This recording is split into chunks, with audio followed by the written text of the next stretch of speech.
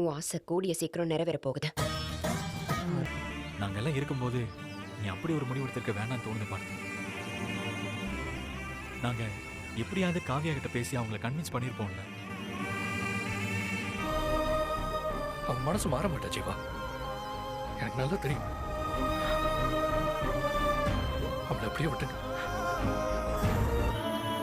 ஒழுங்கு மரியாதையா பார்த்திகிட்ட போய் மன்னிப்பு கேட்டு சேர்ந்து வாழறேன்னு சொல்லு காவியா.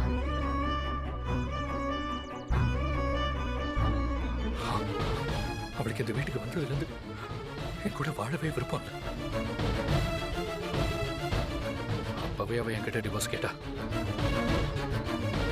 நான் தான் 6 மாசம் அந்த வீட்டுல வாழ்ந்து பாரு, கண்டிப்பா உன் மனசு மாறும். அப்படி மாறலன்னா நான் அவனுக்கு டிவோர்ஸ் தரேன்னு வாக்கு கொடுத்தேன்.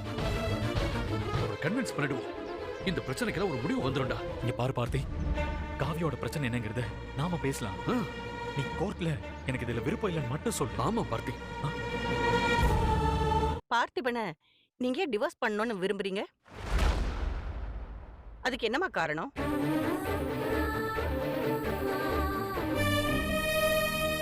இல்ல,